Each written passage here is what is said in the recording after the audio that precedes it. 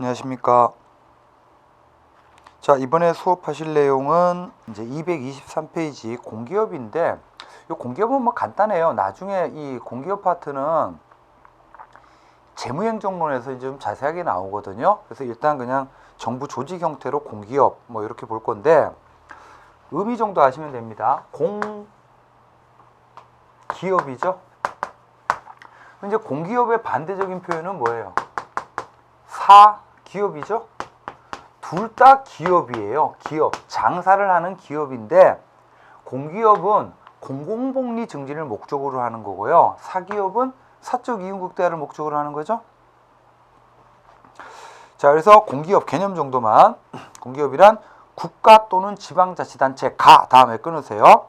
그래서 이제 주체가 국가가 주체인 경우를 국가공기업, 지방자치단체가 주체인 경우를 지방공기업. 자, 그 다음에 공공복리 증진을 위해 다음에 끊고, 목적이 공공복리 증진이죠. 이걸 위해서 기업, 장사를 하는 이런 경우를 공기업이라 그래요. 자, 나머지는 여러분 보시고 다음 페이지 넘겨보시면 이 표에요, 이 공기업의 유형이 있는데, 공기업은 크게 정부 부처형 공기업이 있어요.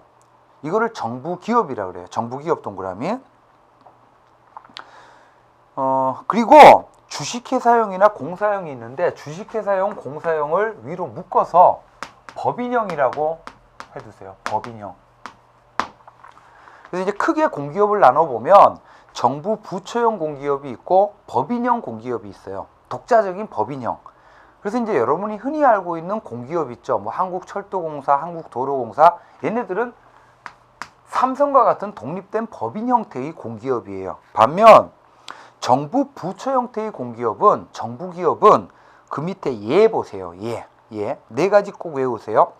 조달, 우편, 우체국 예금, 양국관리사업. 이거는, 이 네 가지는 정부기업, 이름하여 공무원 조직, 정부 조직을 통해서 수익성 있는 사업을 하는 경우를 이제 정부 부처 형태의 공기업, 정부기업이라 그래요.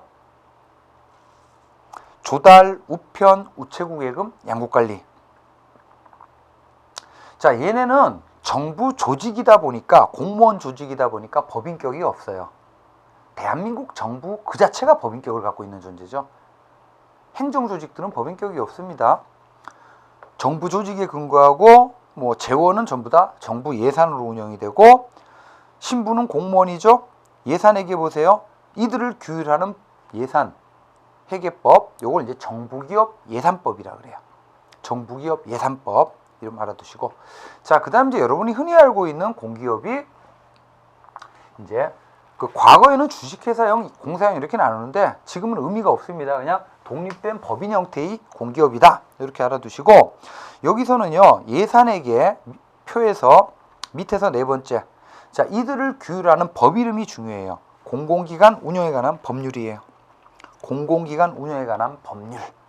그래서 나중에 재무행정할 때 이 공공기관 운영에 관한 법률을 자세하게 볼 겁니다. 그래서 이제 이 법률에서 말하는 공공기관이 흔히 알고 계시는 공기업이에요. 자, 그 다음 책임운영기관으로 가겠습니다. 자, 224페이지 책임운영기관이요. 이 책임운영기관은 뭐 예로 우리나라의 뭐 국립의료원 또는 뭐 국립중앙극장, 국가가요.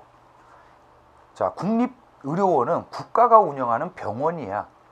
또 국립중앙극장은 국가가 운영하는 극장이에요. 이제 국립의료원은 보건복지부 소속 기관이고, 그리고 이제 국립중앙극장은 문화체육관광부 소속 조직이거든요. 전부 다 행정 조직이에요. 거기서 일하는 사람들 전부 다 공무원이야. 그래서 국립의료원에서 일하는 의사, 간호사 전부 다 공무원입니다. 그리고 이제 국립중앙극장에서 일하는 무용수, 단원들 전부 다 공무원이에요. 자, 근데 이제 국가가 운영하는 일종의 극장 사업, 국가가 운영하는 일종의 병원 사업이에요. 이런 경우 마치 기업 운영하듯이 해가지고 성과와 효율성을 높이자라고 해서 시작된 제도가 책임운영기관이에요.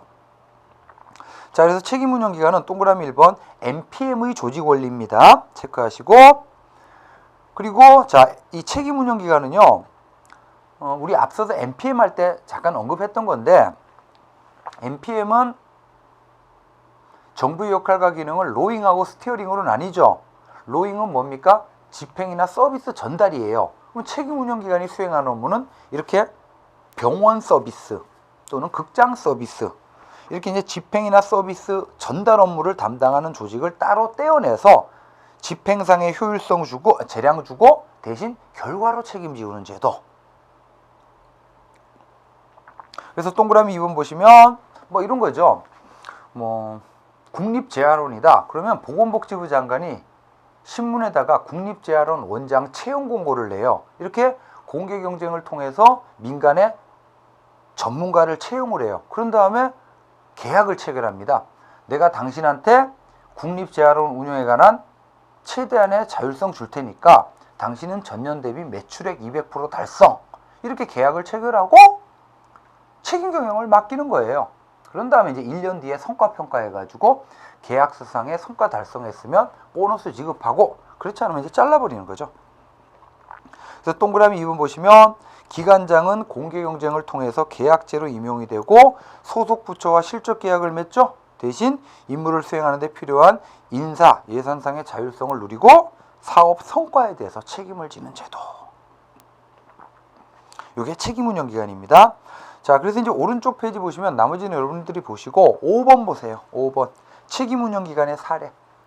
영국에서 시작됐다는 거 꼭 알아두세요. 여러분들 이제 영국에서 추진된 NPM적 개혁의 이름이 넥스트 스텝이야. 넥스트 스텝. 줄쳐두시고 이 넥스트 스텝에 의해서 자, 두 번째 줄 영국은 보건, 교도소 이런 것들까지도 책임운영기관으로 운영을 해요. 자, 그 다음에 이제 4번에 보시면 미국은 95년도인데 그럼 미국에서 추진된 NPM적 개혁의 이름이 NPR이죠. NPR은 미국 겁니다. 내셔널 퍼포먼스 리뷰. 여기서 PBO라 그래요. PBO 책임운영기관을. 그래서 이제 성과 기반 조직이라 그러죠. 자, 그러다가 이제 우리나라에는 언제냐면 99년도에 상륙을 해요. 그래서 이제 근거법 이름 책임운영기관 설치 운영에 관한 법률이에요. 이 법이 99년도에 만들어지면서 이제 우리나라에서도 책임운영기관이 시작이 되죠. 그래서 로마자 2번에 보시면 이 책임운영기관 설치 운영에 관한 법률의 내용을 제가 요약을 해놨거든요. 그래서 이걸 다 뭐 법이 긴데 다 보시는 건 좀 그렇고 제가 줄친 부분이 있습니다. 줄쳐놓은 부분 요거 중심으로 시험 문제 이제 법률 조항 그대로 이제 나오는 경우들이 종종 있기 때문에 줄쳐둔 부분 요거 중심으로 요 법률의 내용을 정리를 하시면 됩니다. 그래서 먼저 225페이지 하단에 책임운영기관에 대해서 정의를 하고 있죠. 법에서. 그래서 이 정의 정도는 알아두시고 그래서 동그라미 1번 공공성을 유지하면서도 경쟁원리 아니면 나름대로 전문성이 있어서 성과관리를 강할 필요가 있는 경우 이런 사무에 대해서 이제 책임운영기관이 이제 지정이 된다는 얘기고 그 다음 페이지 보시면 이제 책임운영기관은요 크게 양가로 1번에 소속 동그라미 중앙 동그라미 소속 책임운영기관은 중앙행정기관이 부처청이거든요. 중앙행정기관 줄치시고 그 밑에 부처청. 중앙행정기관은 부와 처와 청이에요. 이렇게 중앙행정기관인 부처청 소속으로 설치된 거를 소속책임운영기관이라 그래요. 그래서 뭐 아까 국립재활원이다 그러면 보건복지부 소속이라 그랬죠. 반면 중앙책임운영기관은요. 중앙책임운영기관은 중앙행정기관 가운데 청이 있어요. 청을 책임운영기관으로 지정한 경우인데 우리나라에는 딱 하나밖에 없어요. 특허청. 자, 그 다음에 이제 이 기관이 수행하는 사무의 성격에 따라서 책임운영기관은 총 6가지 유형이에요. 이건 외우세요. 조사연구형, 그 다음에 교육훈련형, 문화형, 그 다음에 의료형, 시설관리형, 그 밖에 대통령령으로 정하는 유형 이런 식으로. 자, 이렇게 하시고 나머지 내용들은 여러분들이 그 제가 줄쳐둔 내용 중심으로 꼭 좀 암기를 좀 해두세요. 이거는 법 내용을 책임운영기관 설치 운영에 관한 법률의 내용을 제가 요약을 한 건데 이게 그대로 시험 문제 종종 나옵니다. 그래서 좀 암기하셔야 될 내용이고 그 다음에 이제 229페이지 보시면 중앙정부 조직도라고 있죠. 요거는 좀 참고해서 한번 보십시오. 이게 이제 2015년부터 이제 새롭게 바뀌었죠. 그래서 다음 페이지 보시면 229페이지 하단에 보시면 자, 이 정부조직법에서 중앙행정기관이라는 개념이 있어요. 이미 말씀드렸다시피 중앙행정기관은 부처청이 중앙행정기관이에요. 그 다음에 이제 그 청들이 있는데 청들 여러분 청 가운데 행정중심 복합도시 건설청하고요. 체크하세요. 새만금개발청은 정부조직법에서 규정하고 있는 청이 아니에요. 정부조직법에서 규정하고 있는 청이 아니라는 거 기억해 두시고, 그 다음에 이제 다음 페이지 넘겨보시면 2014년 이제 11월 기준으로 해서 박근혜 정부 이제 정부조직 개편이 이루어졌었죠. 그래서 여기서는 알아두셔야 될 게 3번에 인사혁신처, 이게 이제 우리나라의 기존에는 이제 안전행정부였는데 이제는 인사혁신처가 우리나라의 중앙 인사기관이 됐어요. 나중에 이제 인사행정론 할 때 할 거고, 그 다음에 이제 4번에 보시면 안전행정부가 뭐로 바뀌었습니까? 안전기능은 국가안전처로 가고 행정자치부로 바뀌었죠. 그래서 이 행정자치부에서 수행하는 이제 기능, 정부 조직관리 줄치시고 정부혁신, 전자정부, 그리고 끊고 지방자치. 그래서 이제 그 밑에 이제 맨 밑에 230페이지 맨 밑에 인사혁신처의 기능, 요거는 좀 꼼꼼히 봐주세요. 국무총리 소속입니다. 그 다음에 이제 오른쪽에 일반 부로 이제 행정자치부 권한들 쭉 나열돼 있죠. 자, 이렇게 해서 이제 조직 구조 파트를 마치도록 하겠습니다. 마치고 자 넘기시면 232페이지 제3절 이제부터 볼 내용은 이제 인간이에요. 인간. 여러분 조직 관리의 핵심은 결국 뭐냐면 사람에 대한 관리거든요. 그래서 이제 먼저 이 조직 관리를 제대로 하려면 우리 조직 구성원들을 어떤 존재로 파악할 것이냐. 그래서 로마자 1번 보세요. 인간관. 에드가 샤인에다 동그라미 하세요. 샤인. 이 샤인이라는 학자가 조직 속의 인간을 바라보는 관점을 4가지로 제시해요. 이건 기본입니다. 자, 4가지 가운데 첫 번째, 합리적 경제적 인간관. 바로 고전적 모형이라고 되어 있죠. 바로 고전적 조직에서 강조했던 인간관이에요. 자, 뭐 표현 그대로 합리적 경제적 인간이니까 어떤 존재입니까? 동그라미 1번 경제적 욕구를 갖고 있는 존재라고 가정을 하는 거죠. 그 다음에 동그라미 2번 얘네들은요, 그러니까 이제 경제적 욕구를 가지니까 합리적 경제적 인간을 일시키려면 경제적 유인, 월급을 줘야 되겠죠. 그 다음에 동그라미 2번 얘네는 수동적인 인간, 외재적 동기부여 체크하시고, 이 합리적 경제적 인간은요, 이 인간 바깥에서 이 월급과 같은 경제적 유인이 제공되기 전에는 능동적이고 자발적으로 일을 하지 못하는 존재야. 그래서 요거를 수동적인 인간, 외재적 동기부여라고 표현하고, 그 다음에 동그라미 4번 보시면 합리적 경제적 인간은 철저하게 원자적인 인간입니다. 기계의 부속품 같은 존재죠. 오직 자기 자신의 경제적 이익의 극대화만을 추구하는 존재. 그래서 동그라미 5번 우리 이미 앞서서 말했었죠. 그러니까 합리적 경제적 인간은 조직 목표와 개인 목표가 충돌되죠. 상충되다 보니까 통합은 불가능하고 어떻게 조화시켜요? 교환한다 그랬죠? 교환. 자, 두 번째 인간관, 사회적 인간. 땡땡하고 뭐라고 되어 있습니까? 신고전적 조직 이론에서 바라보는 기본적인 인간관이에요. 사회적 인간.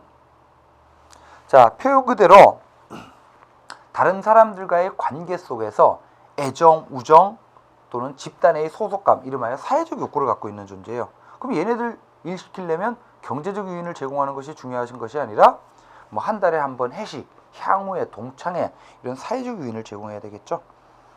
합리적 경제적 인간은 아까 원자적인 존재였죠. 기계의 부속품 같은 존재. 근데 사회적 인간은 어떤 존재냐면 동그라미 2번 집단적인 존재예요. 사회적이니까. 다른 사람들과의 관계를 중시하죠. 자, 이렇게 사회적 인간은요, 합리적 경제적 인간과는 달리 욕구는 달라. 욕구는 다르지만 공통점이 있어요. 공통점 동그라미 하세요. 3번에 이 사회적 인간도요, 줄치세요. 피동성 동기부여의 외재성. 합리적 경제적 인간과 마찬가지로 수동적이고 피동적인 존재예요. 이 인간 바깥에서 어떤 유인이 제공되기 전에는 능동적이고 자발적으로 일할 동기가 유발되지를 못해요. 피동적이고 외재적이니까 어때요? 역시 마찬가지로 조직 목표와 개인 목표는 충돌되지. 그래서 여기서도 통합은 어렵고 교환을 해요. 교환에 의한 관리. 이런 점은 동일합니다. 자, 그 다음 오른쪽 페이지. 자기실현적 인간관.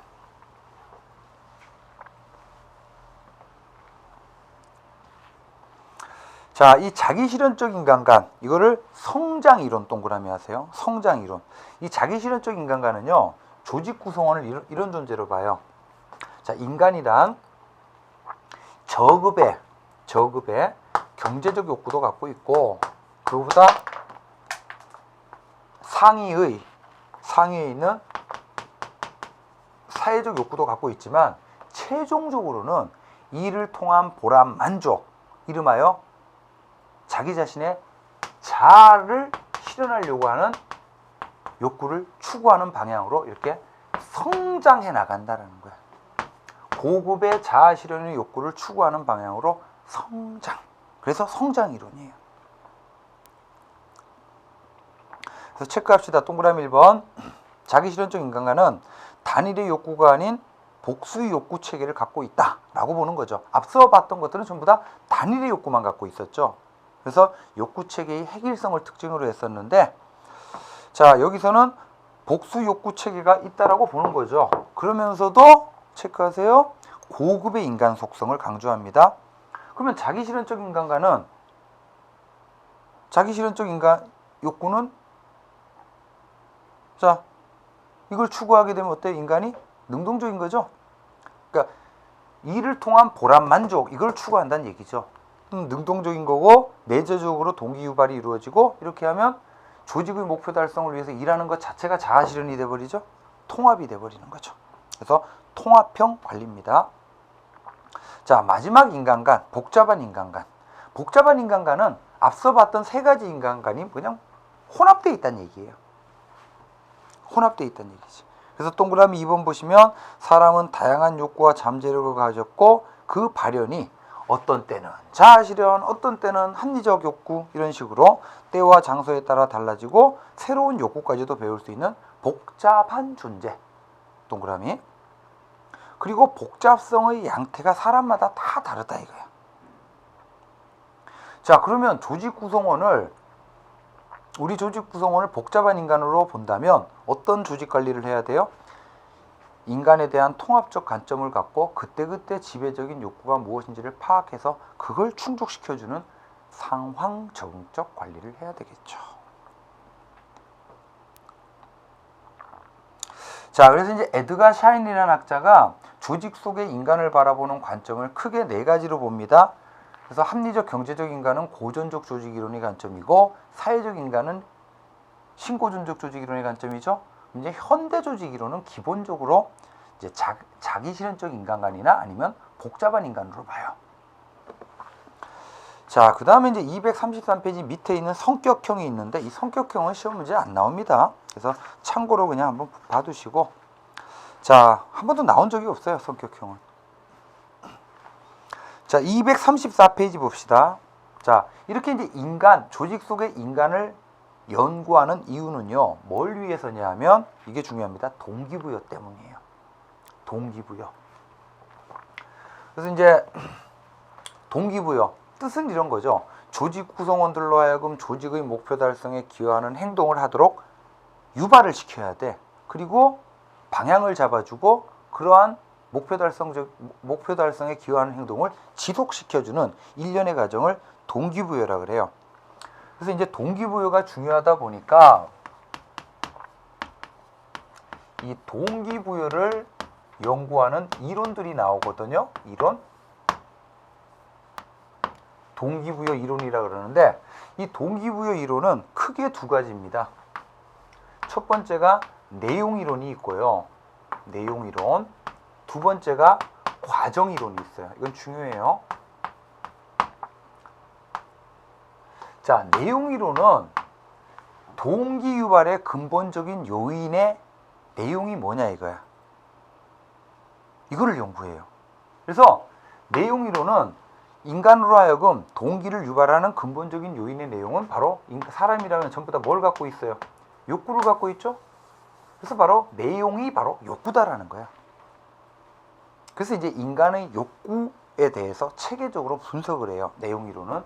그래서 내용 이론은 달리 표현하면 욕구 이론이에요. 반면 과정 이론은 실제 동기 유발이 이루어지는 프로세스, 과정을 설명을 해요. 내용을 설명하기보다는. 그래서 내용 이론, 과정 이론은 아닙니다. 그래서 제목 보시면, 자, 이제부터 볼 내용은 동기부여의 내용 이론인데 가로에 뭐라고 돼 있어요? 욕구 이론이라고 돼 있죠? 욕구 이론. 욕구 이론. 자, 그러면 쭉 넘겨보세요. 239페이지. 239페이지. 자, 욕구 이론이 있으면 이제 뭐가 있겠어요? 동기부여의 과정 이론이 있죠? 과정 이론. 그래서 일단 시험 문제 가장 기본적으로 나오는 게 뭐냐면, 자, 다음 중 동기부여의 내용 이론에 해당하지 않는 것 또는 과정 이론에 해당하지 않는 것, 이거 찾아내라. 이렇게 쉽게 나오거든요.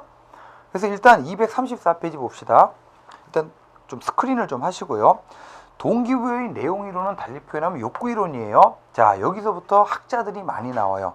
매슬로우 알아두시고, 매슬로우 동그라미, 이거를 욕구 5단계라 그래요. 5단계론 동그라미. 그리고 오른쪽에 보시면 엘더퍼 동그라미 하시고, 이거를 ERG 이론 동그라미. 그 다음에 세 번째 맥그리거 동그라미 하시고, XY 이론 동그라미. 자, 그 다음에 다섯 번째 보세요. 헐츠버그 동그라미 하시고, 이 사람의 이론을 욕구 충족 요인 이원론이라 그래요. 그 다음에 여섯 번째 아지리스 동그라미 하시고, 이 사람을 성숙 미성숙 이론이라 그래요. 그 다음에 일곱 번째 맥클랜드 동그라미 하시고, 이 사람을 학습된 욕구 이론 또는 성취 동기 이론이라 그래요. 그 다음에 넘겨보시면 헤크만과 올드햄 동그라미 하시고, 이 사람들의 이론을 직무 특성 이론이라 그래요. 자, 내용은 나중에 볼 거고, 일단 자, 지금까지 쭉 언급한 것들은 전부 다 무슨 이론? 내용 이론, 욕구 이론입니다. 자, 239페이지 보시면 이번에 볼 내용은 뭐예요? 과정 이론이에요. 자, 과정 이론에 속하는 거 첫 번째 무슨 이론? 기대 이론, 기대 동그라미. 기대 이론은요, 브룸이라는 학자가 중요해요. 브룸 동그라미 하시고, 그 다음에 두 번째 포터롤러 동그라미 하시고, 이게 기대 이론이야. 넘기시면, 자, 아담스 동그라미 하시고, 아담스의 이론을 형평성 이론, 형평성 동그라미. 그 다음에 목표 설정 이론 동그라미 하시고, 그 다음에 네 번째 학습 이론을 달리 표현하면 강화 이론입니다. 이 네 가지는 전부 다 과정 이론이에요. 자, 그래서 여기까지 보셨고, 이제 다음 시간에 이제 세세한 내용을 234페이지부터 이제 보도록 하겠습니다. 자, 수고하셨습니다.